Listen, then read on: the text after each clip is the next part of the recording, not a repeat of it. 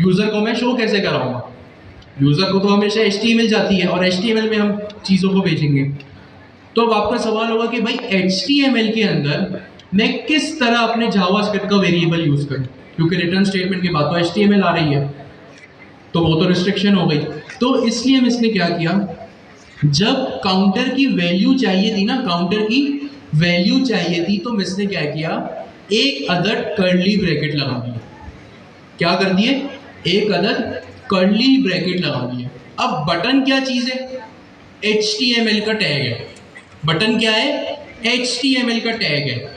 अब HTML के अंदर मुझे अपनी जावास्क्रिप्ट इंजेक्ट करनी है, उसके लिए तो कोई मेरे पास अभी तक तरीका नहीं था, लेकिन एक तरीका है कि अब कर्ली ब्रैकेट्स लगा दें।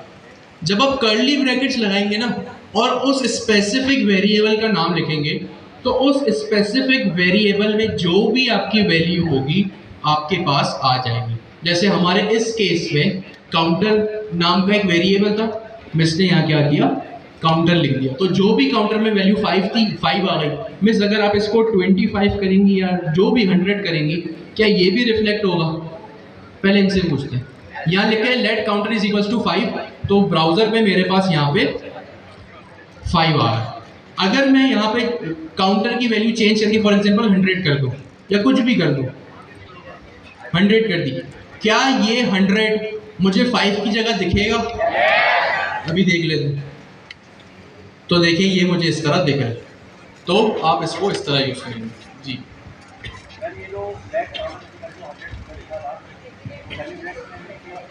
नहीं नहीं नहीं, इस तरह नहीं होगा। सिर्फ वैल्यू गेट करने के लिए कर्ली ब्रैकेट्स लगा दें।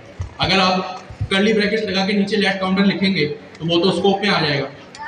ग्लोबल स्कोप और वेरिएबल ब्लॉक स्कोप पढ़ा था ना फर्स्ट क्वार्टर में, तो आप एक्सेस नहीं कर पाएंगे जी।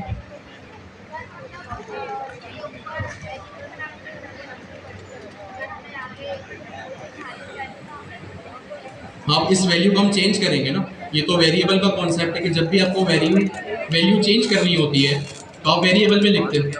सही है जी, यस। अब हम बटन के लिए क्या मेथड यूज करेंगे? On click.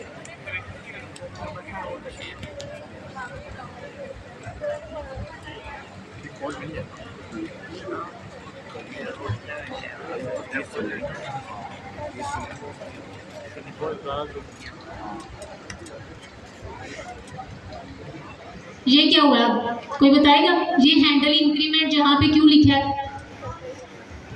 नहीं पता, ठीक है। ऑन क्लिक जब हम जावास्क्रिप्ट में आप लोगों ने पढ़ा था, तो हम इसकी वैल्यू कैसे गेट करते थे? Document dot element get by get, इस तरह से। लेकिन यहाँ पे हम कैसे करेंगे? एक जावास्क्रिप्ट का फंक्शन बना लेंगे। ऑन क्लिक में एक फंक्शन कॉल कर लिया हैंडल इंक्रीमेंट का। अब जैसे हमने लेट काउंटर की वैल्यू रिटर्न से पहले डिफाइन की है, इसी तरह इस फंक्शन को भी यहाँ पे हम डिफाइन कर देंगे। यहाँ पे एक एरो फंक्शन क्रिएट करूंगी कॉन्स्ट सेम नेम से, जो मैं यहाँ पे नेम दिया हैंडल इंक्रीमेंट, इसी नाम से मैं एक फंक्शन क्रिएट कर लूंगी। Const handle increment is equal to parenthesis arrow function, और करली ब्रेसेस में हमें यहाँ पे अपना कुछ जो भी परफॉर्म करवाना चाहूँगी वो करवा लूँगी। अभी मैं फिलहाल यहाँ पे कंसोल करवाऊँगी, देखूँगी कि बटन पे क्लिक हो रहा है या नहीं। Console dot log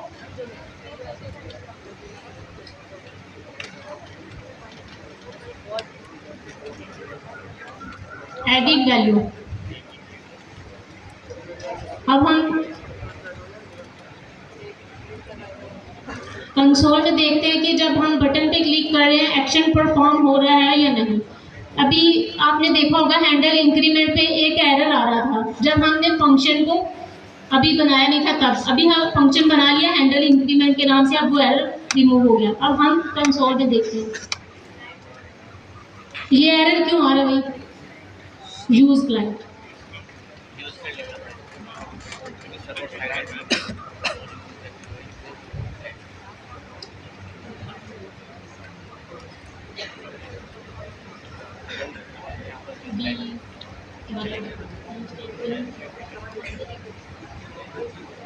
use client use करने से वो एरर रिमूव हो गया।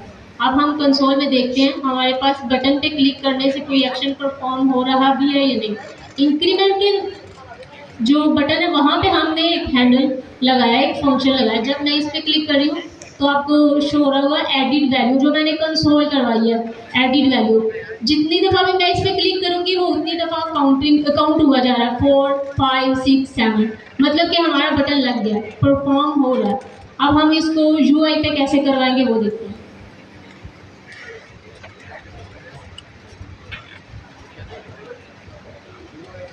काउंटर की वैल्यू हमारे पास counter is equal to counter plus 1। अब हमारे काउंटर में वैल्यू अपडेट होगी या नहीं? सॉरी, ओ सॉरी, हाँ काउंटर प्लस 1, ठीक है। अब हम बटन पे क्लिक करके देखते हैं हमारी वैल्यू चेंज हो रही है या नहीं। होनी तो चाहिए, लेकिन हो रही है? नहीं हो रही। कैसे पता कि नहीं हो रही? हमने तो कंसोल में शो करवाया, कंसोल में वेरिएबल तो हमने पास ही नहीं करवाया। अगर हम काउंटर का वेरिएबल यहाँ पे पास करवा दें कंसोल में,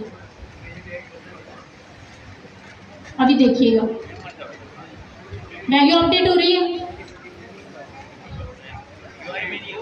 कंसोल में हो रही है, कंसोल में हो रही है। अभी देखिएगा इंक्रीमेंट पे हम क्लिक करें, वैल्यू 104 105, ये 104 105 से क्यों स्टार्ट हुआ? जो हमने पहले क्लिक किया वो भी काउंट हो रहा है। अगर हम इसको एक दफ़ा रिफ्रेश करेंगे तो फिर ये 101 से स्टार्ट होगा, 100 101 102, ठीक है। ये हमारा एक्शन परफॉर्म हो रहा है जो हमने जी। जब हम यूज स्टेट के साथ यूज़ करेंगे देन आपको एक्सप्लेन करेंगे, ठीक है। अभी जावा स्क्रिप्ट में है ना। अब हम ये देख रहे हैं कि जो कंसोल में तो हमारे पास वैल्यू अपडेट हो रही है, लेकिन यहाँ पे UI पे हमारे पास वैल्यू अपडेट नहीं हो रही। ये वैल्यू हम कैसे अपडेट करेंगे? यूज स्टेट से। यूज स्टेट से हम अपने पेज में जहाँ भी जितने भी वेरिएबल्स यूज़ किए हुए हैं काउंटर के नाम से, वो हम अपडेट कैसे करेंगे? यूज स्टेट को यूज़ करते हुए।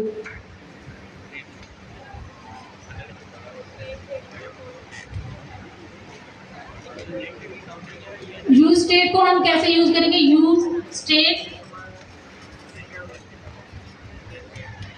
पैरेंथेसिस में हम क्या देंगे? Initial value. अगर यहाँ पे मैं इनिशियल वैल्यू 0 कर देती हूँ, ये यूज स्टेट में इनिशियल वैल्यू 0 रखती है। अब ये एक वेरिएबल, इसको किसी वेरिएबल में भी तो सेव करवाना है ना, उसके लिए मैं क्या करूँगी? इज इक्वल टू से पहले कॉन्स्ट कर्ली ब्रेसेस और इस पे काउंटर। काउंटर क्या है हमारे पास? एक वेरिएबल। काउंटर एक वेरिएबल, सिंपल जैसे हमने पहले let counter is equal to 0, इसी तरह भी काउंटर हमारे पास एक वेरिएबल है जिसकी इनिशियल वैल्यू क्या है हमारे पास? 0। इसके बाद हमारे पास दूसरा इसका एक फंक्शन है सेट काउंटर के नाम से।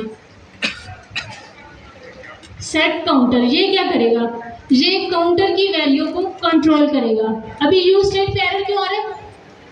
यूज स्टेट इंपोर्ट करेंगे, ये रिएक्ट का फंक्शन है, इसको हम इंपोर्ट करेंगे। इंपोर्ट,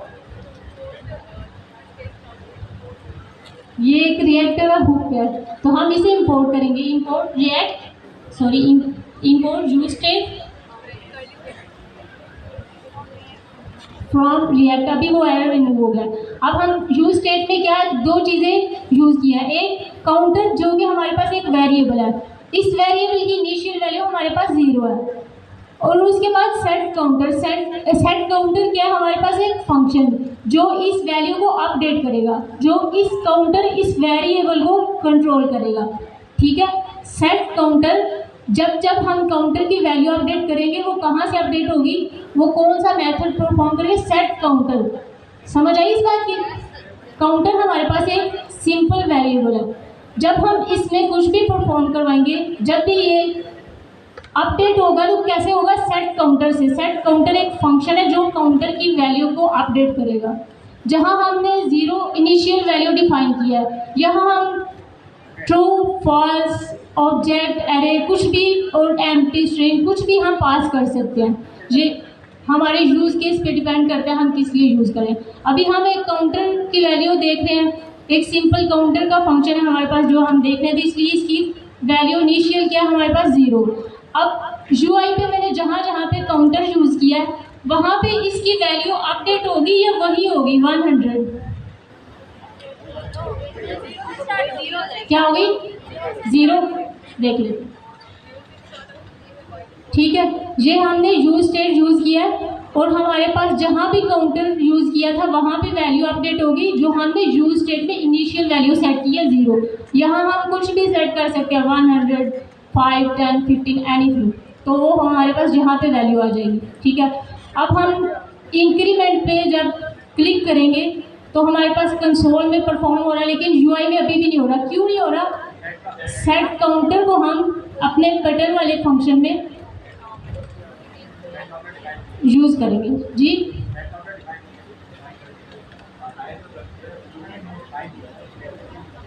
अब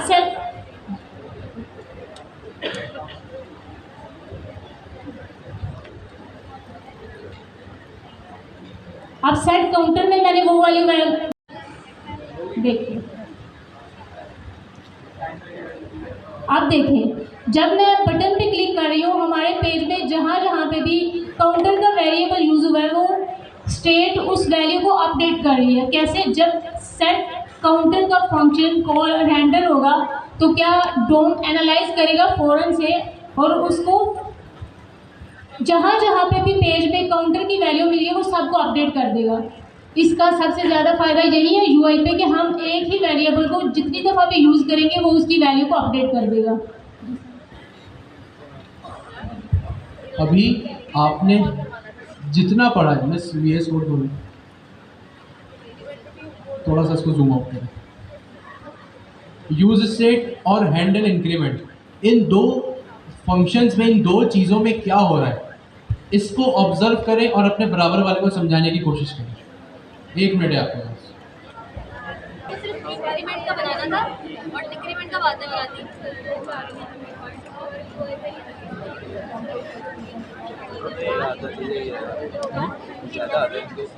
किसको? हाँ बोलती है।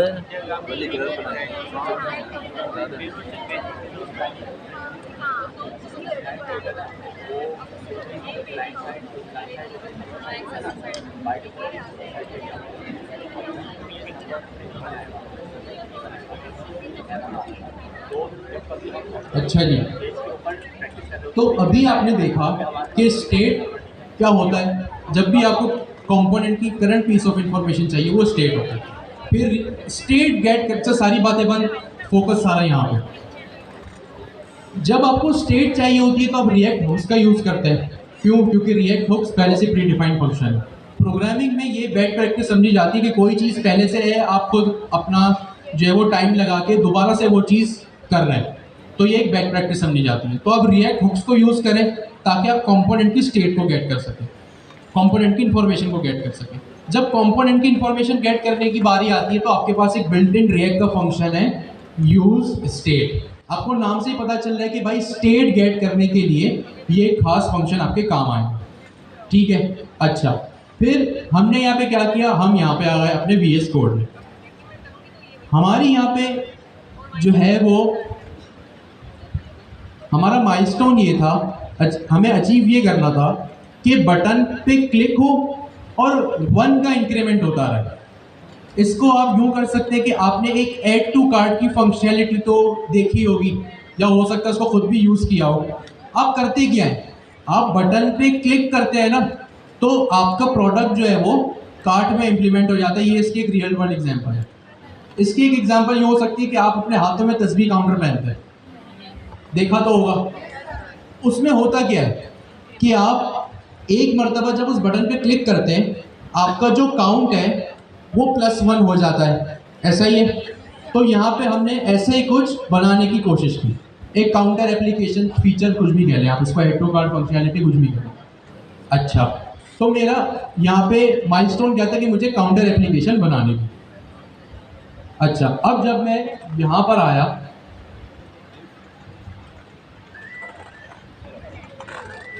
अपने VS कोड के अंदर, तो यहाँ पे बहुत सारी चीज़ें हुई हैं।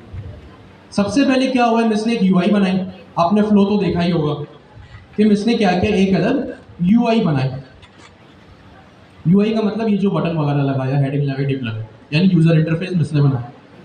अब जब हमने ये यूज़र इंटरफेस बनाया, हमने दो बटन बनाए, एक इंक्रीमेंट का और एक हमने बना लिया डिक्रीमेंट का। इंक्रीमेंट का क्या मतलब होता है भाई, कि जब मेरे बटन पे क्लिक हो तो प्लस हो जाए। इंक्रीमेंट का मतलब तो यही होता है। और डिक्रीमेंट का मतलब क्या होता है कि जब बटन पे क्लिक हो तो माइनस हो जाए। अभी हमने सिर्फ एक फंक्शनलिटी अचीव की है, एक माइलस्टोन अचीव की है। किस तरह की है वो भी देख लेते हैं। अच्छा, सबसे पहले क्या किया मिस ने, यहाँ पे जो है वो एक अलग काउंटर का वेरिएबल बनाया। ये वेरिएबल आप लोगों के लिए कोई नई चीज़ नहीं है, आप लोग वेरिएबल से वाकिफ हैं। मिस ने यहाँ पे एक वेरिएबल बनाया और उसको नीचे आपको प्रिंट करा के दिखा दिया। अब जावास्क्रिप्ट में या HTML में आप जावास्क्रिप्ट का वेरिएबल या जावास्क्रिप्ट की कोई भी चीज़ किस तरह यूज़ करते हैं, ये हमने देख लिया। आप कर्ली ब्रैकेट्स के थ्रू जो है वो यूज़ करते हैं। जैसे यहाँ पे आपके सामने काउंटर लिखा हुआ भी है, काउंटर के एक वेरिएबल है तो उसको कर्ली ब्रैकेट्स में लिखा हुआ, सही है। अब बारी आती है कि भाई मैं यूज स्टेट के थ्रू करूँ। एक सवाल आप लोगों के जहनों में ये हो सकता है कि भाई अगर मेरे पास काउंटर वेरिएबल इस तरह से बन रहा था तो मैंने क्यों इस तरह बनाया भाई, हम अपने काम को क्यों लंबा किया। वही बात कि जब भी रिएक्ट में आपको करंट स्टेट चाहिए हो तो आप इस तरह से इसको लिखते हैं। अच्छा, इसका सिंटेक्स क्या है भाई, मैं यहाँ पे आया और मैंने यहाँ पे यूज स्टेट लिखा, इसको थोड़ा सा मैंने जो है वो इस तरह से लिखा, ठीक है। ये यहाँ पे सबसे पहली चीज़ क्या लिखी है, कॉन्स्ट। ये कॉन्स्ट वही चीज़ है जो आप लोग पहले दिन से करते आ रहे हैं, चाहे कॉन्स्ट लिख लें चाहे लेट लिख लें, एक ही बात है। फिर उसके बाद आप लिखते हैं एक अदद स्क्वायर ब्रैकेट, ठीक है। आपने लिखा यहाँ पे कॉन्स्ट, ठीक है। कॉन्स्ट के बाद आपने लगाया यहाँ पे एक स्क्वायर ब्रैकेट, और ये स्क्वायर ब्रैकेट में आप दो चीज़ें लिखते हैं। क्या करते हैं, दो चीज़ें लिखते हैं। सबसे पहली चीज़ आपके वेरिएबल का नाम, जो आप सिंपली यहाँ पे लिख रहे थे, अब आप इस तरह लिखेंगे, क्योंकि ये इसका सिंटेक्स है। रिएक्ट में अगर स्टेट चाहिए, वेरिएबल चाहिए, तो आप भाई यूज स्टेट का यूज़ करेंगे। और यूज स्टेट में चीज़ों को लिखने का सिंटेक्स ये है जो हम अभी देख रहे हैं। पहली चीज़ आपकी क्या होती है, वेरिएबल होती है। जो पहला आर्ग्यूमेंट आपका होता है, सही है, वो होता है आपका वेरिएबल। इस तरह से ये काउंटर क्या है, मेरा एक वेरिएबल है। दूसरी चीज आपके पास आती है एक सेटर फंक्शन। क्या चीज आती है, सेटर फंक्शन। को किस तरह लिखेंगे, कॉमा सेपरेटेड ये वैल्यूज होती है, मैंने यहाँ लगाया कॉमा और यहाँ पे लिख दिया सेट काउंट या सेट काउंटर, कुछ भी आप लिख सकते हैं। तो दूसरी चीज आपके पास क्या होती है, एक अदद सेटर फंक्शन होता है आपके पास।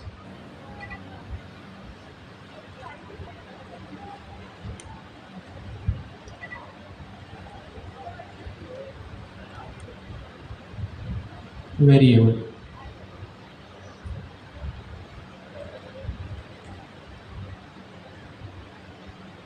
ठीक है। पहला जो आर्गुमेंट होता है वो वेरिएबल होता है। दूसरा आर्गुमेंट जो आपके पास होता है वो आता है आपका सेटर फंक्शन। अच्छा, ये सेटर फंक्शन की क्या नीड है, देखिए जब भी आपको रिएक्ट में या नेक्स्ट.जेएस में आपकी वैल्यू अपडेट करनी हो, आपकी यूज स्टेट का वेरिएबल आपको अपडेट करना हो ना, जाहिर सी बात है वेरिएबल अपडेट तो होगा, तो वो एक सेटर फंक्शन के थ्रू जो है वो अपडेट होता है। आई रिपीट, रिएक्ट नेक्स्ट.जेएस में जब भी आपको अपना वेरिएबल अपडेट करना हो, क्या करना हो, अपडेट करना हो, तो वो डायरेक्टली नहीं हो जाता। आपने क्वार्टर 1 में तो बहुत दफ़ा देखा होगा, आपने शायद यूनरी ऑपरेटर्स पढ़े होंगे। यूनरी ऑपरेटर्स मतलब पोस्ट इंक्रीमेंट, प्री इंक्रीमेंट और पोस्ट डिक्रीमेंट और प्री डिक्रीमेंट। आप क्या करते थे भाई, मैं समझिए, मैं इस तरह मैंने जो है वो वेरिएबल डिफाइन किया और यहाँ पे मैंने लिख दिया काउंटर प्लस प्लस। मैं आज तक ये करता था, लेकिन जब रिएक्ट नेक्स्ट जेएस की बारी आती है ना, तो मैं अपने वेरिएबल को कभी भी इस तरह अपडेट नहीं करूँगा। डायरेक्टली कभी भी वेरिएबल का नाम लिख के, डायरेक्टली कभी भी वेरिएबल का नाम लिख के मैं अपने वेरिएबल को या स्टेट को कभी भी अपडेट नहीं करूँगा।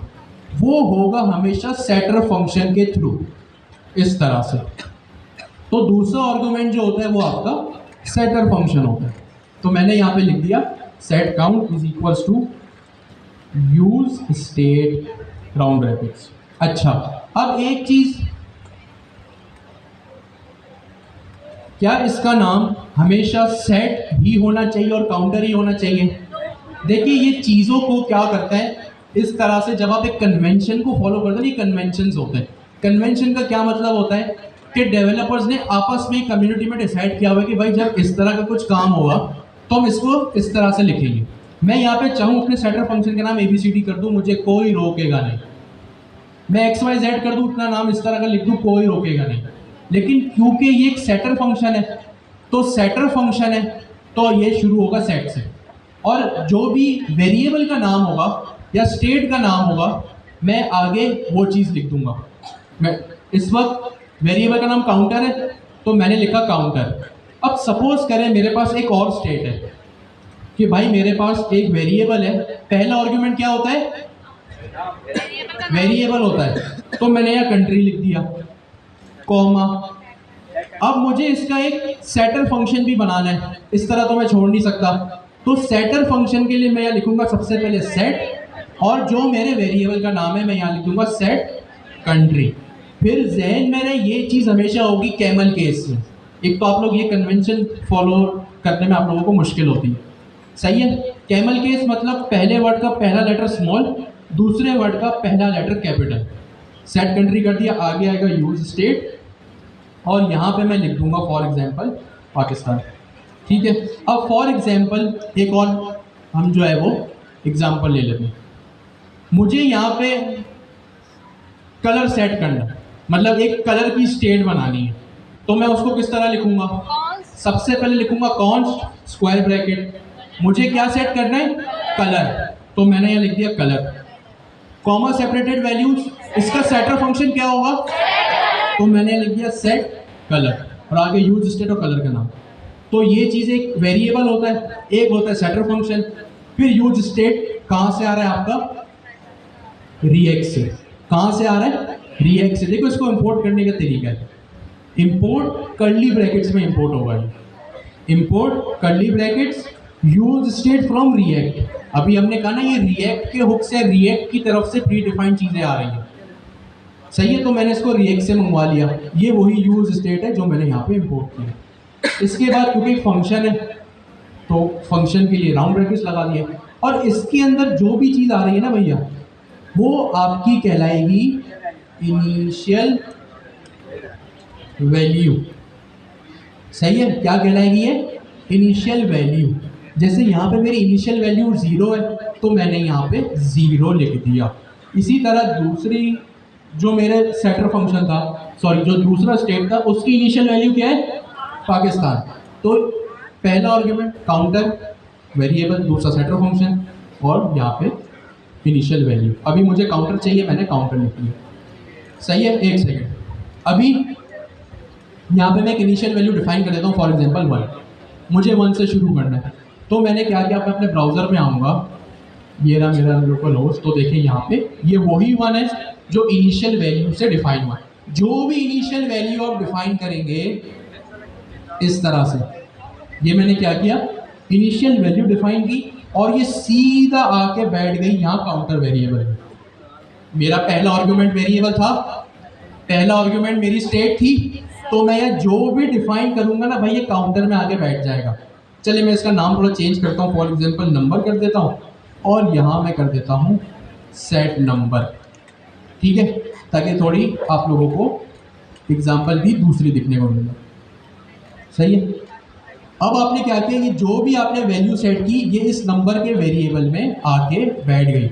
अब मैं क्या करूँगा, यहाँ जो भी लिखूँगा ना वो मेरे पास आगे मुझे मिल जाएगा। इस वक्त मुझे आप लोग बताएं मुझे क्या मिलेगा, 1 मिलेगा। तो देखिए यहाँ 1 आ रहा है। अगर मैं यहाँ लिख दूँ 67.5, अब मुझे 1 मिलेगा या 67.5 मिलेगा?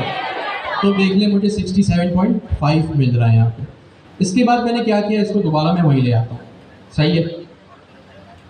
मैंने इस तरह से न्यूज स्टेट अपना डिफाइन कर दिया। फिर इसके बाद अच्छा ये डिफाइन क्यों किया भाई, जब भी रिएक्ट में हम स्टेट को अपडेट करते हैं कभी भी डायरेक्ट वेरिएबल का नाम लिख के नहीं करते। मैं अगर यहाँ पे इंक्रीमेंट के फंक्शन में हूँ जो मिसने बनाया था, यहाँ मैं लिखूंगा नंबर प्लस प्लस, ये एक गलत अप्रोच है, सही है, ये एक गलत अप्रोच है। हमेशा स्टेट वेरिएबल अपडेट होगा स्टेट के फंक्शन से जो कि यहाँ पे मैंने बनाया हुआ है।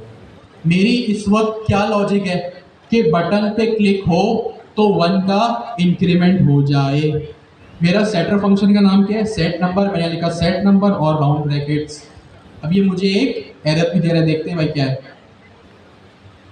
Expected 1 argument but got 0, expected 1 argument but got 0। इसका मतलब ये कि भाई ये एक चीज एक्सेप्ट कर रहा था जो इसको नहीं मिली तो इसने एरर यहाँ पे दे दिया।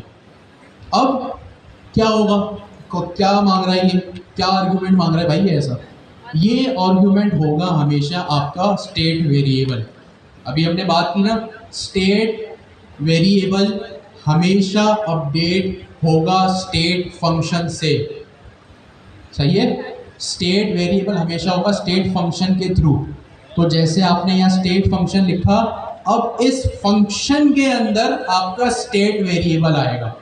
इस वक्त मेरे स्टेट वेरिएबल में मैंने लिखा नंबर प्लस प्लस, 2 प्लस का मतलब आपको पता है, सॉरी, नंबर प्लस 1, सही है। अब आपको पता है मेरी लॉजिक क्या थी, मुझे प्लस लगाना था, ये वही प्लस है जो मैथ्स में होता है हमारे पास। मैंने प्लस लगा दिया और यहाँ पे 1 का इंक्रीमेंट करना था। तो ये मेरी लॉजिक है। मैंने कहा भाई नंबर प्लस 1 करो और इसको मैंने रख दिया हैंडल इंक्रीमेंट के फंक्शन के अंदर, सही है। एरो फंक्शन है, एरो फंक्शन से आप सब वाकिफ हैं कि ये क्या होता है। अब मुझे क्या करना था कि ये इंक्रीमेंट का जो बटन है इस पर जब क्लिक हो तो क्या हो, +1 हो जाए। अच्छी क्लिक क्या चीज़ है भाई, मैं ऐसे लिख देता। देखिए एक कॉन्सेप्ट आप लोगों के पास आता है इवेंट हैंडलर्स का। इवेंट हैंडलर्स होते हैं आप लोगों के पास। इवेंट क्या होता है, आप वेबसाइट के यूज़र हैं, सही है, आप क्या है, वेबसाइट के यूज़र हैं। आप अपनी वेबसाइट पे कोई भी एक्टिविटी करते हैं ना, कोई भी हरकत करते हैं, कोई भी एक्शन करते हैं, वो इवेंट कहलाता है। क्या कहलाता है, इवेंट। अब इवेंट 2 तरह के होते हैं, एक तो आप एक्शन कर सकते हैं माउस से, दूसरा आप कर सकते हैं कीबोर्ड से, सही है। आप माउस से क्या करते हैं, क्लिक करते हैं, राइट क्लिक करते हैं, लेफ्ट क्लिक करते हैं, डबल क्लिक करते हैं, स्क्रॉल करते हैं। ये आपके पास माउस हैंडलर्स है, यानी माउस के इवेंट हैंडलर्स है। कीबोर्ड के इवेंट हैंडलर्स क्या होते हैं, आप की को प्रेस करते हैं, की को प्रेस, की को छोड़ देते हैं, ये कीबोर्ड के इवेंट हैंडलर्स है। आप एंटर पे क्लिक करते हैं, स्केप पे क्लिक करते हैं, स्पेस पे क्लिक करते हैं, ये हैंडलर्स है। इस वक्त जो हम इवेंट हैंडलर पढ़ रहे हैं वो ऑन क्लिक पढ़ रहे हैं। देखिए ये ऑन क्लिक भी कैमल केस में, ये तो नेक्स्ट.js वालों की तरफ से, जावास्क्रिप्ट वालों की तरफ से, तो इसको तो आपको लिखना ही ऐसे पड़ेगा। तो यहाँ पे क्या हुआ, मैंने क्या किया, ऑन क्लिक हैंडल इंक्रीमेंट। ये हैंडल इंक्रीमेंट क्यों लिखा भाई, क्योंकि मेरे फंक्शन का नाम है हैंडल इंक्रीमेंट है। फिर वही बात, बटन का टैग है, ऑन क्लिक का एट्रीब्यूट है। मतलब क्या है ये क्या है, HTML है। क्या चीज़ है ये, HTML है। तो इस HTML के अंदर मुझे जब जावास्क्रिप्ट का फंक्शन डिफाइन करना था तो मैंने यहाँ पे कर्ली ब्रैकेट्स लगाए, सही है। जावास्क्रिप्ट के टैग और एट्रीब्यूट के साथ जब मुझे HTML के टैग एट्रीब्यूट्स के साथ जब मुझे ये चीज़ चाहिए थी, यानी जावास्क्रिप्ट का फंक्शन, तो मैंने कर्ली ब्रैकेट्स लगाए, जो फंक्शन का नाम था वो लिख दिया। कहाँ पे लिखा, जो मेरे इंक्रीमेंट का बटन था वहाँ पे। अब होपफुली मैंने अगर कोई गलती नहीं की है कोड लिखने में, तो ये इस इंक्रीमेंट के बटन पे ये जो है वो अपडेट होना चाहिए, अगर कोई गलती मैंने नहीं की है। अभी देख लेते हैं, मेरा माउस यहाँ पर है, ऑन क्लिक डिफाइन किया है, मतलब क्लिक होगा तभी प्लस होगा। तो मैं इसको क्लिक कर रहा हूँ तो ये चलते चला जा रहा है, इसको मैं क्लिक कर रहा हूँ तो ये चलते चला जा रहा है, इस तरह से, ठीक है। अब इंक्रीमेंट मतलब +1, डिक्रीमेंट का मतलब क्या होता है -1, सही है। तो -1 भी आप लोग कर ही लेंगे। अब मुझे एक बात बताएं आप लोग, मैंने यहाँ पे लिखा भाई सेट नंबर हो नंबर +1, स्टेट वेरिएबल को जब अपडेट करना हो, जिस तरह अपडेट करना हो, मैं सेटर फंक्शन में करता हूँ। अभी मैं +1 कर रहा था, मुझे फॉर एग्जांपल +500 करना है। क्या 1 में 500 में प्लस करूँगा या किसी भी नंबर में मैं 500 प्लस करूँगा, क्या मेरी ये लॉजिक चलेगी? सोच ले पहले, अभी देख लेते हैं। इसको मैं आगे रिफ्रेश करता हूँ। डिफ़ॉल्ट वैल्यू 1 है, तो यहाँ पे ऑटोमेटिकली 1 आ। आप लोगों ने कहा इंक्रीमेंट पे 500 लगा दो तो हो जाएगा। आप लोगों ने कहा ये चलेगा अभी देख लेते हैं। तो जैसे ही मैंने क्लिक किया तो मेरी वैल्यू 501 हो गया। दोबारा इसमें मैंने क्लिक किया तो ये इंक्रीमेंट बाय 500 होती चली जा रही है। ठीक है, इसी टाइम पे इसी मौके पे आप लोग एक 10 मिनट का ब्रेक करें, फिर हम दोबारा शुरू करते हैं। 4:05 पे सब खुद ही आ जाइएगा। हमारा नेक्स्ट टॉपिक जो है वो प्रॉप्स है। मीनवाइल अगर किसी का कोई सवाल है तो ऑफ कोर्स वो भी पूछ सकता है। स्क्रीन के साथ पे आपका ये कोड खुल रहा होगा। एक सेकंड रह गई, वो ये थी, ये यूज क्लाइंट क्या भला है? क्या है भाई ये यूज क्लाइंट? अच्छा, बाय डिफ़ॉल्ट आपने ये चीज़ तो पढ़ी है कि बाय डिफ़ॉल्ट का मतलब ऑटोमेटिकली पहले से खुद ब खुद। By default Next.js app router में हर कंपोनेंट जो होता है वो सर्वर कंपोनेंट होता है। ये बात आप लोगों को पता थी पहले या अभी पता चली है? नेक्स्ट.js में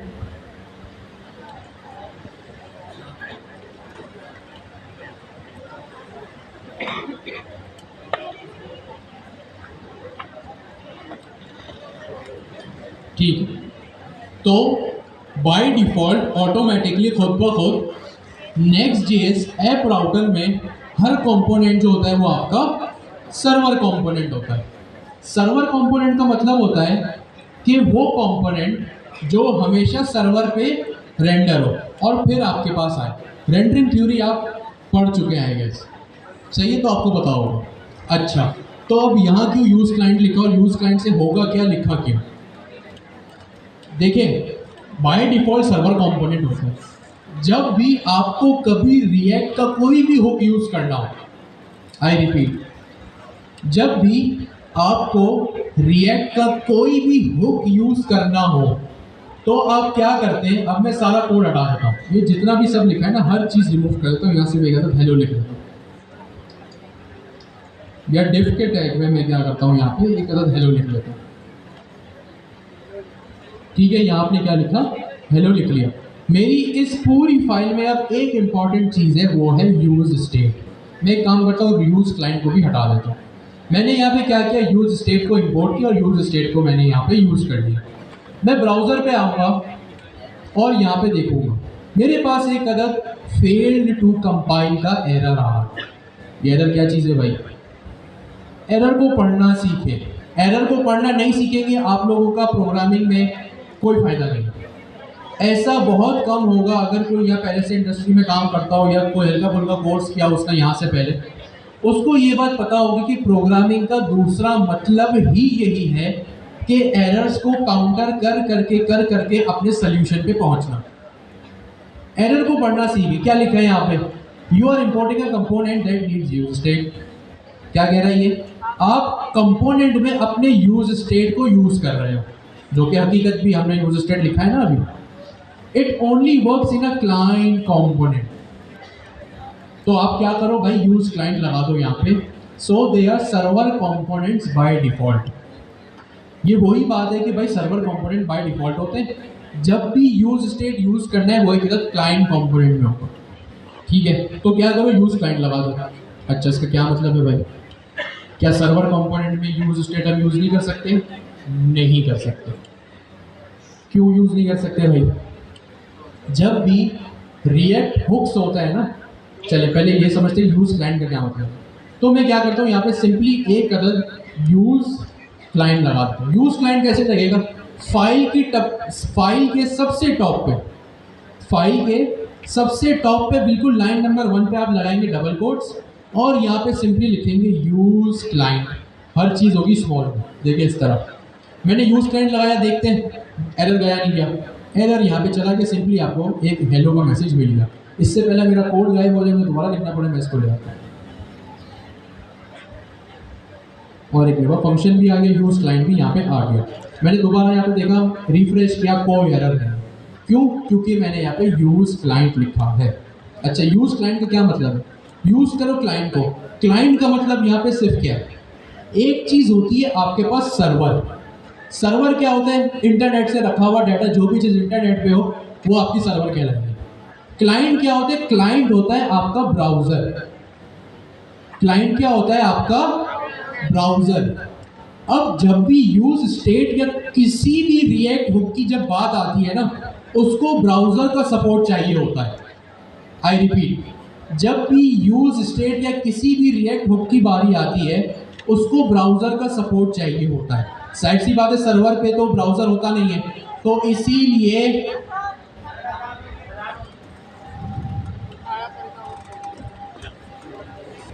अब जब भी आपने यूज क्लाइंट लिखा ना, पहले क्या होता था, आपका जो कंपोनेंट है वो सर्वर पे रेंडर होता था बाय डिफॉल्ट।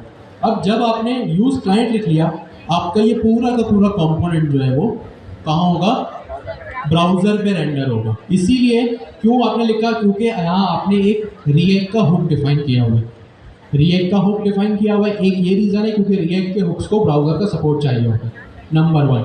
नंबर 2 रीज़न ये है कि आपने यहाँ पे एक ऑन क्लिक हैंडलर भी डिफाइन किया होगा। जब भी आप किसी भी इवेंट हैंडलर को डिफाइन करते हैं ना, जब भी इवेंट हैंडलर को डिफाइन करते हैं, ऑन क्लिक, डबल क्लिक, ये वगैरह, तो आप क्या करते हैं?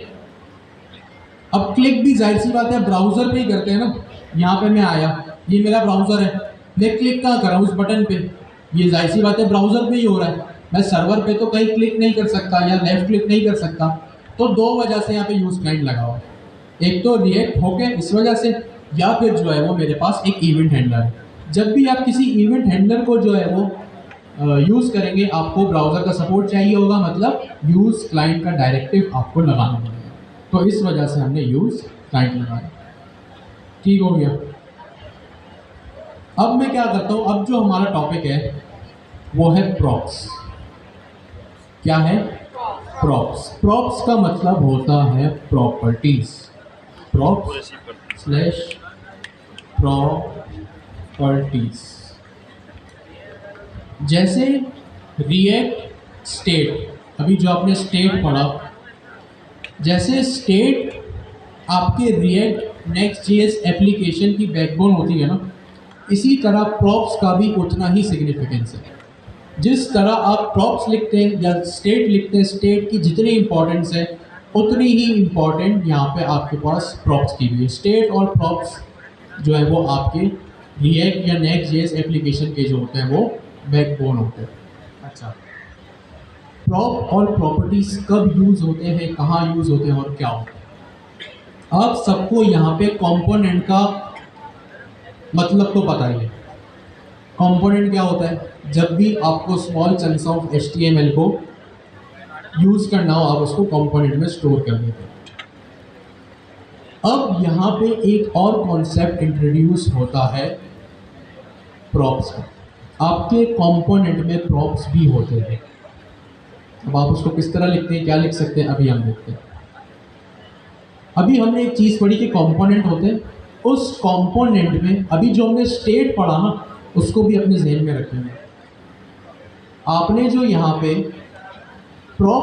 स्टेट पढ़ा ना, कभी कभी क्या होता है कि आपको स्टेट जो आपने डिफाइन किया, यानी पीस ऑफ इंफॉर्मेशन जो आपके कंपोनेंट में थी, करंट कंपोनेंट में, अगर आपको उस सेम इंफॉर्मेशन को किसी दूसरे कंपोनेंट में भी पास करना हो, ठीक है, आई रिपीट, जब आप करंट पीस ऑफ इंफॉर्मेशन, तो आपको पता चल गया स्टेट होता है। होता क्या है, आपको ऑफनली जो है वो करंट पीस ऑफ इंफॉर्मेशन को, यानी आपकी स्टेट को एक पर्टिकुलर कंपोनेंट में अगर किसी दूसरे कंपोनेंट में भी पास करना हो तो वहां कॉन्सेप्ट इंट्रोड्यूस होता है प्रॉप्स का। क्या इंट्रोड्यूस होता है कॉन्सेप्ट? प्रॉप्स का। प्रॉप्स बोल ले या आप फुल फॉर्म प्रॉपर्टीज बोल लें। और ये प्रॉपर्टीज क्या होती है? आपके कंपोनेंट की इंफॉर्मेशन ही होती है। ये चलता कैसे? इसके जो है एक अलग इसका एक फ्लो भी है। आप जब भी कोई पीस ऑफ इंफॉर्मेशन को पास करते हैं ना, अभी हमने ये डिस्कस किया ना, करंट पीस ऑफ इंफॉर्मेशन को आप दूसरे कंपोनेंट में ट्रांसफर करते हैं तो आप क्या करते हैं? प्रॉप्स यूज करते हैं। इस प्रॉप्स का एक अलग फ्लो होता है कि भाई ये एक फ्लो होगा, ये फ्लो बनेगा, एक सीक्वेंस बनेगा, तो ही आप क्या करते हैं? उसको जो है वो आप प्रॉप्स कहते हैं। ये प्रॉप्स हमेशा पास होते हैं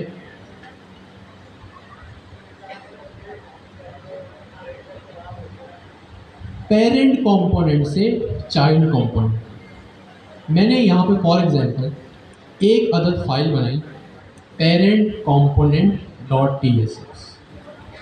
जहन में रहे, पेरेंट कंपोनेंट एक चीज़ होती है और दूसरी चीज़ आपके पास होती है चाइल्ड कंपोनेंट। मैंने यहाँ पे एक पेरेंट कंपोनेंट बना लिया और उस पेरेंट कंपोनेंट में मैंने जो है वो पेरेंट कंपोनेंट कर दिया। जब भी आपको अपना डाटा पास करना होगा ना, यानी करंट इंफॉर्मेशन पास करनी होगी, वो पेरेंट कंपोनेंट से लेके जाएगी आपके चाइल्ड कंपोनेंट में। अभी हम देख लेते हैं पेरेंट कंपोनेंट और चाइल्ड कंपोनेंट का भी यहाँ पे क्या मतलब है, इसको हम किस तरह से यूज़ करते हैं। ठीक हो गया, आपने बल्कि ये यूज़ किया हुआ भी है। पेरेंट कंपोनेंट से में जो भी डाटा होगा वो आपको पास करना होगा तो सिर्फ और सिर्फ आप चाइल्ड कंपोनेंट में ही कर सकते हैं। कैसे होता है भाई? अभी देखिए पेरेंट कंपोनेंट क्या होता है। मैंने कहा आप लोगों ने किया हुआ भी, ठीक है। तो मैं एक काम करता हूँ, यहाँ पे इस चीज़ को हटाने के लिए यहाँ पे state.tsx की एक फाइल बनाता हूँ और यहाँ पे मैं लिख देता हूँ, यहाँ पे जितना भी कोड है मैं जो है वो इसको वहाँ ले आता हूँ ताकि हमें जो है वो डिस्टर्ब ना करेंगे। उसूलन रिएक्ट की बेस्ट प्रैक्टिस भी यही है कि हम इसको इस तरह लिखें कि हर चीज़ के लिए एक अलग-अलग हम कंपोनेंट बना लें। मैंने कंपोनेंट बना लिया, अब जाहिर सी बात है रेंडर होगा नहीं क्योंकि यहाँ मैं इसको इंपोर्ट नहीं कर रहा। अभी मुझे इसकी ज़रूरत भी नहीं है तो मैं इसको इंपोर्ट भी नहीं कर रहा। अभी मैंने सिर्फ यहाँ पे इसको हटा दिया, ठीक है जी। अच्छा, अब पेरेंट कंपोनेंट और चाइल्ड कंपोनेंट होता क्या है? आपने ये चीज़ यूज़ भी की हुई है। कंपोनेंट बनाना आता है? कंपोनेंट बनाना आता है?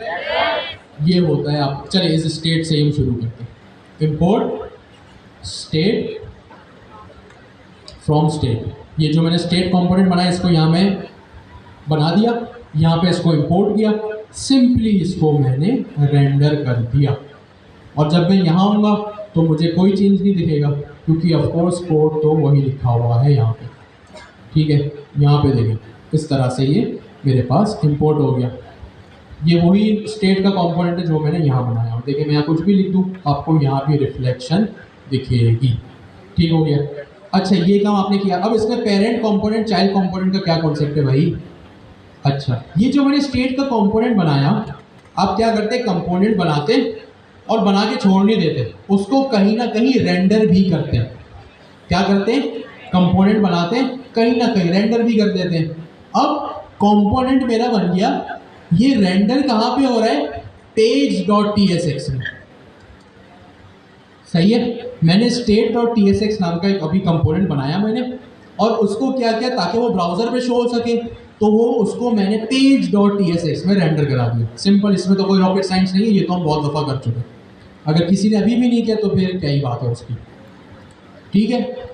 स्टेट मैंने यहाँ पे बना दी। अब यहाँ पे पेरेंट और चाइल्ड कंपोनेंट का क्या कॉन्सेप्ट है? जिस कंपोनेंट में, गौर से सुनना इस बात को, जिस कंपोनेंट में एक दूसरा कंपोनेंट रेंडर होता है, सही है, जिस कंपोनेंट में एक कंपोनेंट, जब दूसरा कंपोनेंट रेंडर होता है वो एक कंपोनेंट कहलाता है पेरेंट कंपोनेंट। सही है भाई, मेरा ये एक अलग कंपोनेंट है page.tsx, सही है। Page dot T S x मेरा एक कॉम्पोनेंट है, तो ये मेरा कॉम्पोनेंट क्या हुआ, पेरेंट कॉम्पोनेंट हुआ।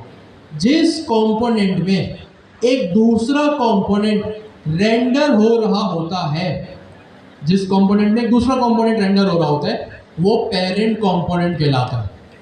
और जिस कॉम्पोनेंट को हम रेंडर करते हैं वो चाइल्ड कॉम्पोनेंट कहलाता है। भाई मैं इस वक्त होम में हूं, तो home dot page dot T S x क्या हुआ, मेरा पेरेंट कॉम्पोनेंट हुआ। ठीक है, page dot T S x क्या हुआ, मेरा पेरेंट कॉम्पोनेंट हुआ, क्योंकि इस कॉम्पोनेंट के अंदर मुझे एक दूसरा कॉम्पोनेंट रेंडर कराना है, तो ये क्या हुआ, मेरा पेरेंट कॉम्पोनेंट रेंडर हुआ। अब जो मैंने क्या कहा, जिस कॉम्पोनेंट में कोई दूसरा कॉम्पोनेंट, ये दूसरा कॉम्पोनेंट जो मैं रेंडर करूंगा ना, जो दूसरा कॉम्पोनेंट रेंडर करूंगा वो कहलाएगा मेरा चाइल्ड कॉम्पोनेंट। तो इस केस में मुझे कौन सा कॉम्पोनेंट रेंडर कराना है, कौन सा कंपोनेंट रेंडर कराना है, स्टेट का कंपोनेंट मुझे रेंडर करवाना है। तो ये इस केस में अगर इस फाइल को सामने रखते हुए अगर आपसे कोई पूछे कि इसमें चाइल्ड और पेरेंट कौन है, तो आप सिंपली कहेंगे कि भाई ये कंपोनेंट जिसमें मैं हूँ प्रेजेंट, जिसमें मैं प्रेजेंट हूँ वो पेरेंट कंपोनेंट है। भाई मैं page dot T S x में हूँ, मैं page dot T S x में हूँ, ऊपर देखिए फाइल नेम आ रहा है, page dot T S x में हूँ, तो ये पेरेंट कंपोनेंट है। और जिसके अंदर, जो इस पेरेंट के अंदर जो चाइल्ड है, जो कंपोनेंट रेंडर हो रहा है वो चाइल्ड है। पेरेंट कंपोनेंट चाइल्ड कंपोनेंट क्या होता है, ये अपने बराबर वाले को जल्दी से समझो। प्रेजेंट होते हैं वो पेरेंट होता है, और जिस प्रेजेंट कंपोनेंट के अंदर अगर कोई कंपोनेंट रेंडर हो रहा हो, मैं page dot T S x में प्रेजेंट हूँ, page dot T S x मेरा जो है वो पेरेंट कंपोनेंट है, और जिस पेरेंट कंपोनेंट के अंदर अगर कोई कंपोनेंट रेंडर हो रहा है वो चाइल्ड कंपोनेंट है। बातें बंद, सारी नजरें फोकस स्क्रीन पे। अब अगर मेरे पास 100 ऐसे कंपोनेंट्स हो, सही है, अभी तो मैंने ऐसे लिख दिया, अगर मेरे पास 100 ऐसे कंपोनेंट्स हो तो वो सारे के सारे चाइल्ड कंपोनेंट्स कहलाएंगे। तो पेरेंट एक page dot T S x है, और इसमें चाइल्ड जो है वो स्टेट या जो भी कंपोनेंट रेंडर हो रहा है वो सारे जो है वो चाइल्ड कंपोनेंट्स। अच्छा, तो अब मैंने क्या कहा आपसे भाई, ये रहा कि जब भी आपको प्रॉपर्टीज या प्रॉप्स पास करने होते हैं तो आप पेरेंट से चाइल्ड में पास करते हैं। वही मतलब है भाई, आप जो भी सीखते हैं अपने वालिदैन से ही सीखते हैं, तो वो जो भी चीज़ें आपको प्रॉपर्टीज़ अपनी पास कर रहे हैं, जो भी प्रॉपर्टीज़ अपनी आपको पास कर रहे हैं, आपकी तरबियत, आपका इखलाक, आपके पढ़ने लिखने का तरीका, जो भी आपको पास किया जा रहा है आप अपने पेरेंट्स से ही सीखते हैं। तो इसको यूँ आप सिंपली याद रख सकते हैं कि एक स्टेट प्रॉप्स का मतलब होता है, फ्लो यूँ होता है कि आप पेरेंट कंपोनेंट से चाइल्ड कंपोनेंट में अपनी वैल्यू पास करते हैं या प्रॉपर्टी पास करते हैं, प्रॉप्स पास करते हैं। इस केस में मेरा जो पेरेंट कंपोनेंट है वो page dot T S x है, और इसको मैं क्या करता हूँ, अब एक नया फोल्डर में बना लेता हूँ ताकि नाम हमारे सेम रहे, parent component dot T S x, ये हमारा पेरेंट कंपोनेंट होगा। ठीक हो गया। और यहाँ पे मैं एक और फोल्डर बना लेता हूँ जिसका नाम है child component dot T S x. ठीक है, अब मैं पेरेंट कंपोनेंट में आया और यहाँ में चाइल्ड कंपोनेंट में आया। ठीक है, अब वही बात दोबारा, जाहिर सी बात है पेरेंट कंपोनेंट बना दिया, पेरेंट कंपोनेंट की यहाँ हेडिंग दी है, दिखेगा तो यहाँ कुछ भी नहीं, क्यों नहीं दिख रहा है, रेंडर नहीं करवाया। रेंडर मतलब जो चीज़ मुझे ब्राउज़र पे एक्सपोज करनी होती है उसको हम रेंडर कहते हैं। वोकैबुलरीज आपको पता होनी चाहिए, आपका जो है वो बहुत काम आएगा। आपका इंप्रेशन हो, चाहे वो आपका क्विज हो, आप किसी इंटरव्यू में बैठे हो, आपको वोकैबुलरीज पता होनी चाहिए। अब स्टेट, मैंने यहाँ पे स्टेट भी था, चले इसको मैं रहने देता हूँ, और यहाँ पे मैं फ्रेगमेंट डिफाइन करता हूँ, और स्टेट के नीचे मैं एक पेरेंट कंपोनेंट डिफाइन कर देता हूँ। अब क्या हुआ, अभी जो हमने बात की, page dot T S x मेरा पेरेंट कंपोनेंट है, और इस पेरेंट कंपोनेंट में जो चीज़ें आ रही हैं वो सब चाइल्ड कंपोनेंट है। यहाँ 2 भी हो सकते हैं, 200 कंपोनेंट्स भी हो सकते हैं। फिलहाल स्टेट की नीड नहीं है, मैं स्टेट को हटा देता हूँ। ठीक है, ये रहने देता हूँ, कॉमेंट कर देता हूँ। ठीक है, तो देखिए पेरेंट कंपोनेंट सिंपल लिखा हुआ है। अब मैं पेरेंट कंपोनेंट में हूँ, ये मेरा parent.tsx है, मैं parent.tsx में हूँ।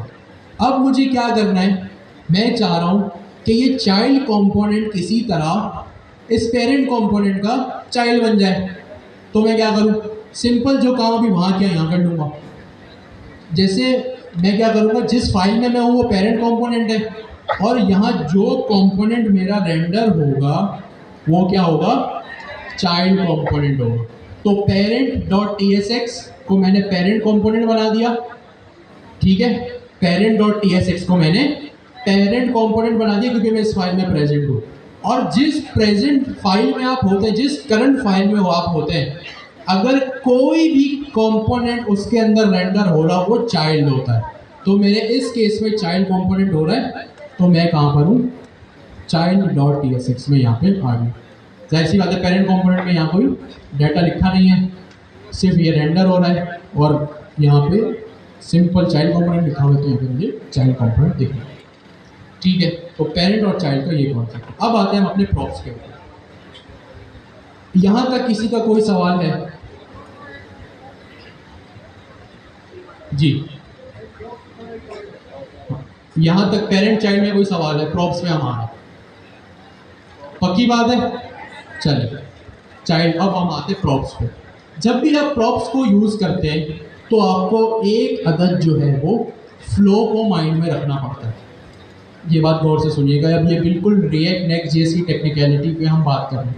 और ये parent child component, state, props, ये इतना जो है वो कॉमन चीज़ है कि एक रिएक्ट नेक्स्ट जेएस डेवलपर जो है वो दिन में 10 बार इन चीज़ों को आंख बंद करके भी कर सकते हैं।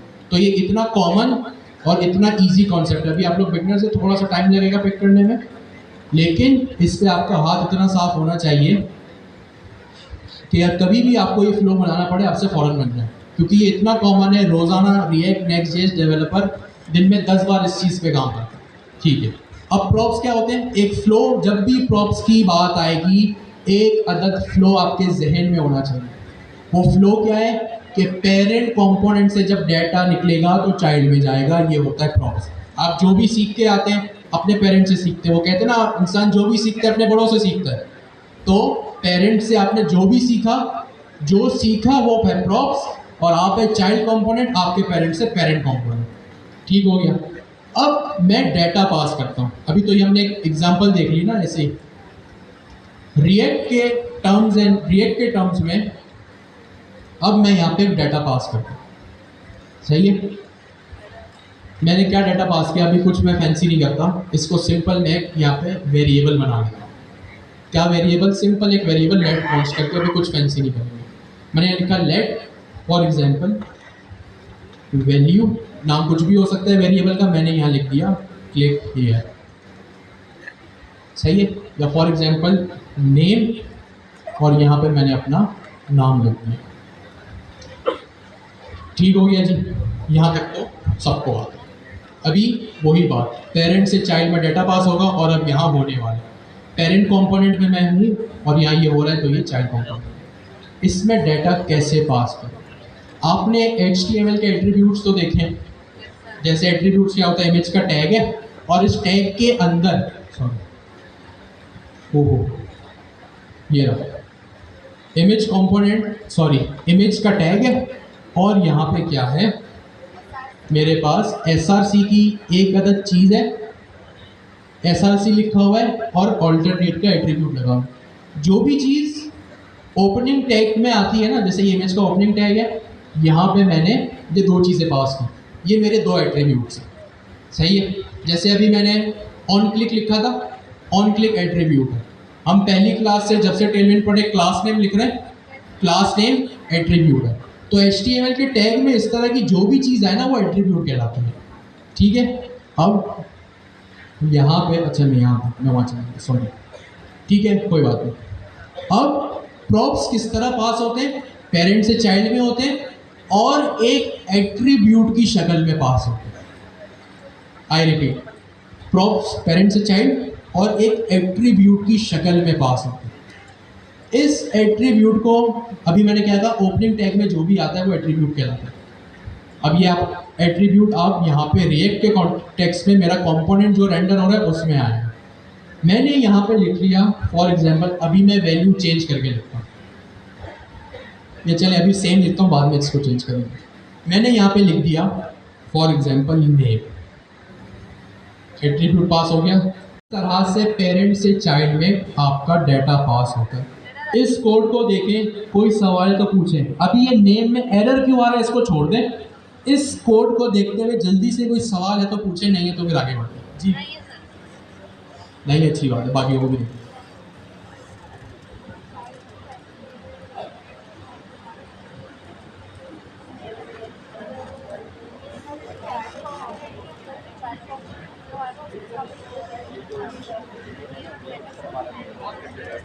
दो बार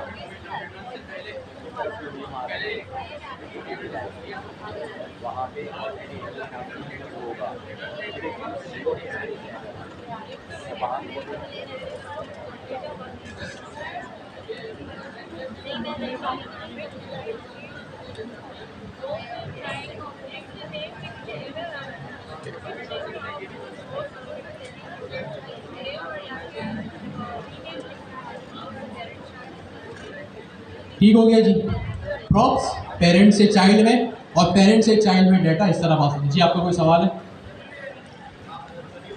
आपकी आवाज़ यारी थोड़ा सा आगे कर लेंगे या नहीं भाई? प्लीज़ उनका क्वेश्चन लीजिए और वहीं पे सॉल्व कर दीजिए। सर आप हैंड रेस करें, हमारे टीचर आ रहे हैं, ये मुझ तक पहुँचा देंगे, मुझसे आवाज़ नहीं आई जी। तब तक मीनवाइल यहाँ किसी का कोई सवाल है? जी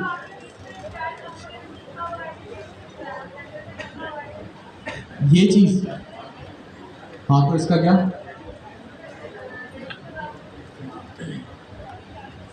जी आप पूछिए। ऑफ कोर्स ये नेम ये वेरिएबल है, कहाँ फंक्शन की तरह पास? नहीं, फंक्शन की तरह उस वक्त पास होता अगर मैं आप लोगों के सामने ये स्क्वायर राउंड ब्रैकेट लगाता। ये तो मैंने सिंपल कर्ली ब्रैकेट्स लगाए ना अभी जो हमने देखा, ठीक है। अच्छा जी आगे बढ़ते हैं। प्रॉप्स प्रॉपर्टीज होता है, पेरेंट से चाइल्ड में पास होता है, पेरेंट से चाइल्ड में इस तरह पास होता है। डाटा तो यहाँ पेरेंट कंपोनेंट का काम यहाँ खत्म हो गया। अब बारी आती है भाई चाइल्ड कंपोनेंट में पास तो कर दिया, यहाँ आके मैं क्या करूँ? यहाँ आके जो मैं करूँगा वो ये जो चाइल्ड कंपोनेंट में आप लोगों को राउंड ब्रैकेट्स दिख रहे हैं, चाइल्ड कंपोनेंट में जो राउंड ब्रैकेट्स दिख रहे हैं, यहाँ एक अदद आप लोगों के लिए कीवर्ड पहले से डिफाइन है। मतलब behind the scenes next JS react JS ने पहले से ही एक कीवर्ड डिफाइन करके रखा है, वो है प्रॉप्स के नाम का। सही है, किस नाम का है?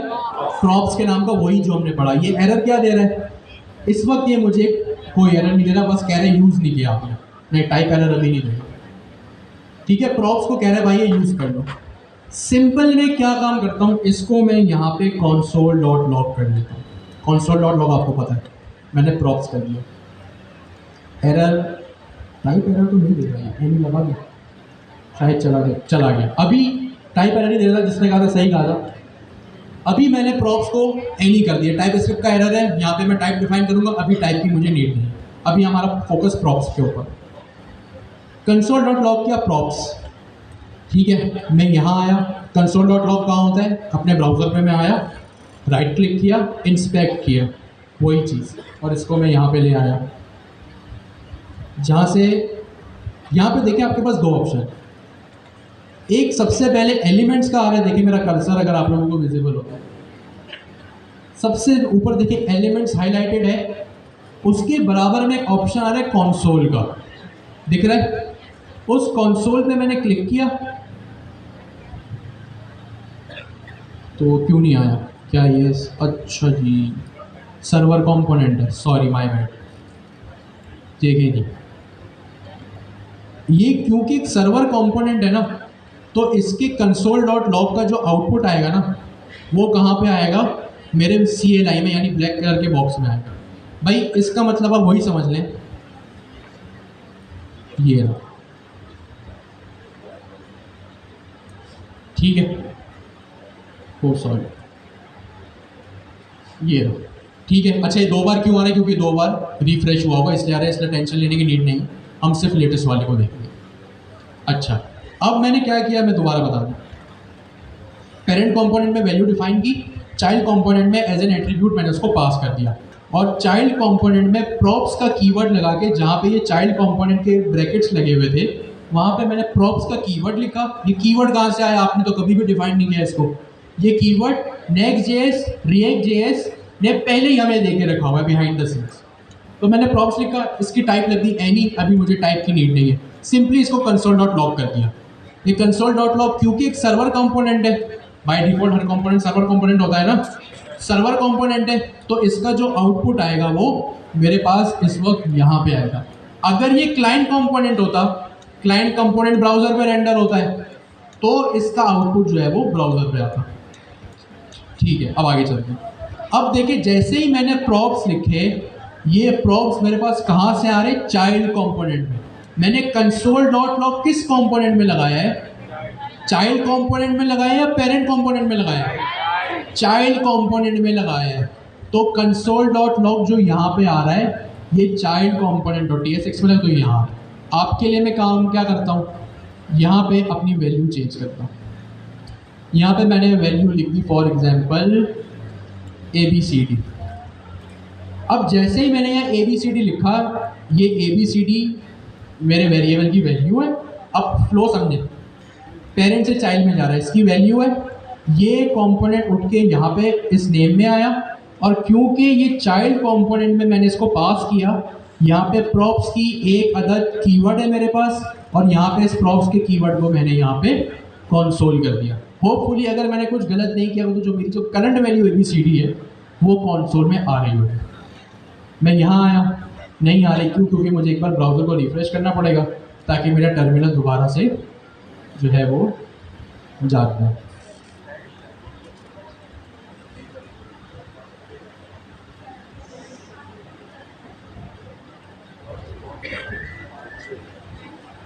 ठीक है जी, आपके सामने यहाँ पे कंसोल में क्या आ गया? ABCD आ गया। तो इस तरह से प्रॉप्स को आप चाइल्ड, पेरेंट से चाइल्ड में इस तरह पास करते हैं। इससे पहले यहाँ पे एक चीज़ क्या आ रही है? नेम। ये नेम क्या है भाई? ये नेम, अब मुझे यहाँ पे चले नेम बाद में देखते हैं, मुझे इसको यहाँ पे रेंडर कराना। फॉर एग्जांपल H1 लगाता हूँ मैं, यहाँ पे एक मतलब क्लास नेम दे देता हूँ text-9excel, और 9excel में मैंने क्या किया, मुझे मेरा प्रॉप्स प्रिंट कराना है। प्रॉप्स क्या है? जावास्क्रिप्ट का कॉन्सेप्ट है। क्या है? जावास्क्रिप्ट का कॉन्सेप्ट है। H1 HTML है। HTML में जब भी जावास्क्रिप्ट चाहिए होती है लगाते हैं हम कर्ली ब्रैकेट्स। अभी मेरे यहाँ वेरिएबल का नाम क्या है? अभी क्या वेरिएबल है? इस कंपोनेंट में करंट वेरिएबल क्या है? प्रॉप्स। प्रॉप्स ही है। देखिए भाई, यहाँ पे करंट वेरिएबल ABCD था, सॉरी नेम था। मुझे नेम चाहिए होता, मैं नेम कर देता इस तरह से। ठीक है, इस तरह से मैं नेम कर देता। अब ये नेम यहाँ पे पास तो हो रहा है, लेकिन इसका जो कीवर्ड है ये प्रॉप्स है। तो ये बात भी कहना बिल्कुल सही होगी कि ये प्रॉप्स के वेरिएबल में आके बैठ गया। जैसे ये बैठ गया, देखिए प्रॉप्स से ही मेरा कंसोल आ रहा है ना, मैंने यहाँ पे लाके लिख दिया प्रॉप्स। ठीक है, यहाँ पे प्रॉप्स लिखा मैंने, इसको मैंने आके रिफ्रेश किया, अभी कुछ भी नहीं आएगा। आना तो नहीं चाहिए, आ जाए तो पता नहीं, कुछ भी नहीं आ रहा। अब आप एक चीज़ नोट करें, मैंने यहाँ पे किस तरह इसको पास किया? नेम करके पास किया। क्या पास किया? नेम करके पास किया। तो सिर्फ प्रॉप्स लिखने से नहीं आएगा ये, मुझे प्रॉप्स के साथ इस नेम को भी लिखना पड़ेगा कि भाई आप प्रॉप्स बन के तो पास हो रहे हो, लेकिन आपका एक्चुअल लेबल भी क्या है? वो नेम है। तो मैं यहाँ लिखूंगा प्रॉप्स डॉट नेम। अब ये डॉट क्यों लगाया ये हम नेक्स्ट क्लास में देखेंगे। अभी एक साथ इतना डाटा मैं दे नहीं सकता आप लोगों के लिए, बहुत हैवी हो रहा है। होपफुली अगर मैंने कोई गलती नहीं की, ब्राउजर में रिफ्रेश ही हुआ है। क्यों?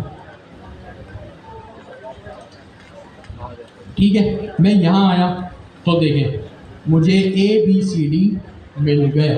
ये ABCD वही है जो पेरेंट कंपोनेंट से मैंने चाइल्ड में पास किया था।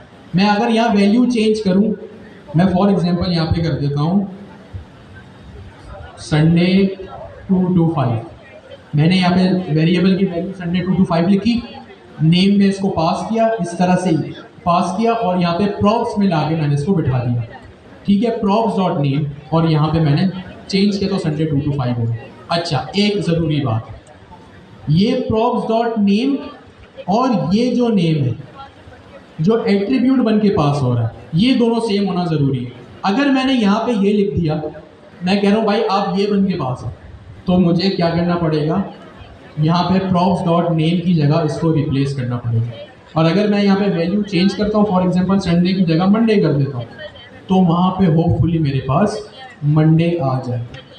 सही है, तो प्रॉप्स दोबारा से सुन लें, 30 सेकंड में ओवरव्यू सुन लें। प्रॉप्स मतलब होता है प्रॉपर्टीज़, पेरेंट से चाइल्ड में पास होता है। किस तरह पास होता है ये आपने देखा, पेरेंट कंपोनेंट में, चाहे वो आपका वेरिएबल हो, सिंपल वेरिएबल हो, स्टेट वेरिएबल हो, स्टेट मतलब यूज स्टेट हो, या फिर कोई फंक्शन हो, ये इस तरह से पास होता है। ठीक है, एट्रीब्यूट के ज़रिए पास होता है इस तरह से, सही, ठीक है, एट्रीब्यूट्स के ज़रिए पास होता है, और यहाँ पे प्रॉप्स का कीवर्ड लगा के आप उसको एक्सट्रैक्ट करते हैं, और जो आपके एट्रीब्यूट का नाम हो वो प्रॉप्स डॉट के बाद आएगा। दो चीज़ें अभी बाकी हैं, बैठे रहे। एक तो आपका होमवर्क ये है कि आपको क्लास की प्रैक्टिस करनी है, जो हमने पढ़ा है, ग्रिड पढ़ा है, यूज स्टेट पढ़ा है, प्रॉप्स पढ़ा है, ठीक है। अभी हम सिर्फ नाम पास कर रहे हैं, अभी हम सिर्फ नाम पास कर रहे हैं, ठीक है। प्रॉप्स की प्रैक्टिस करनी है, स्टेट और ग्रिड की प्रैक्टिस करनी है। अभी हम सिर्फ क्या कर रहे हैं, अपना नाम पास कर रहे हैं यहाँ पे, इस तरह से। आपने अपना एड्रेस भी पास करना है, या जो आप करना चाहें, फेवरेट कलर लिखें, फेवरेट डिश लिखें, अलग अलग वेरिएबल्स बना के कीजिएगा, कोई मसला नहीं, ठीक है। तो आपका होमवर्क यहाँ पे ये है कि आपने प्रैक्टिस करनी है, क्लास प्रैक्टिस, फिर होमवर्क करना है। होमवर्क क्या है भाई, 3 प्रॉप्स पास करने, चाइल्ड से, सॉरी पेरेंट से चाइल्ड में। अब वो प्रॉप्स कुछ भी हो सकते हैं, फॉर एग्जाम्पल आपका नाम, अगर नाम नहीं तो फुल नेम लिख लेना, वेरिएबल का नाम, नेम में कभी कभी वो मसले करता है, फेवरेट डिश और फेवरेट कलर, कोई भी दुनिया के 3 चीज़ आप पास कर दें, 3 से ज़्यादा भी करना चाहो आप कर सकते हैं। 1 सेकेंड, ये 3 चीज़ें आपने करनी है, फिर उसको आपको लाके यहाँ पे रेंडर भी कराना है। जैसे हम प्रॉप्स डॉट नेम कर रहे हैं ना, आपने प्रॉप्स डॉट फुल नेम करना है, खैर ये तो मैंने वो बता ही दिया, फिर आप लोग आगे खुद अंदाज़ा लगा लीजिएगा। क्लास की प्रैक्टिस, होमवर्क। दूसरी सबसे इम्पॉर्टेंट चीज़, देखिए ये गवर्नर हाउस कोई आम इंस्टीट्यूशन नहीं। अब यहाँ पे जब भी गेट ओपन होता है ना, चाहे आप लोग आ रहे हो या जा रहे हो, क्योंकि ये गवर्नर हाउस है ना भाई, पीछे बिहाइंड द सीन्स जब भी गेट खुलता है ना, सिक्योरिटी रीजंस की वजह से बहुत से लोग यहाँ पे एक्टिवेट हो जाते हैं, मतलब सिक्योरिटी के लिहाज से। जाहिर सी बात है, उन्होंने आप लोगों का भी ख्याल रखना है, अपने इस गवर्नर हाउस का भी ख्याल रखना है, और कुछ प्रोटोकॉल्स को फॉलो करिए। गवर्नर हाउस की सिक्योरिटी, इन्होंने हमें एक फेवर दे दी कि भाई आप यहाँ के पढ़ लो, लेकिन इन्होंने एक चीज़ डिमांड भी की कि भाई सिक्योरिटी रूल्स हमारे ही चलेंगे, वो आप नहीं कर सकते। तो एक गुजारिश आप लोगों से है कि घर से 10 मिनट जल्दी निकलें, और 2 बजे या 2:05 तक सब यहाँ पे आ जाए। 2:30 बजे आप लोगों का गेट बंद हो जाया करेगा, और वो गवर्नर हाउस की सिक्योरिटी है, ये लीनियंसी तो हम टीचर्स को भी नहीं है। Q1 में मेरे एक टीम मेंबर का वो आ रहा, हमारे लिए भी वही है जो आप लोगों के लिए, सही है। अगर हम में से किसी को लेट हो गया तो हमें भी आने नहीं मिलेगा, हम भी घर चले जाए। तो ये गुजारिश है आपसे कि क्लास का जो एग्जैक्ट टाइम है ना, 2 या 2:05 वहाँ तक आ जाइए। 2:30 बजे जो है ना, ये गेट बंद हो जाया करें। 2:30 बोला या 2:15 बोला, आई थिंक 2:15 बजे हो, 2:15 बजे आप लोगों का ये गेट बंद हो जाया करें, सही है। तो 2 चीज़ें थी, एक होमवर्क और एक सिक्योरिटी का जो मैंने आपको मसला बताया, ठीक है। आज की क्लास के लिए इतना काफ़ी है, बाकी हम मिलेंगे नेक्स्ट क्लास में।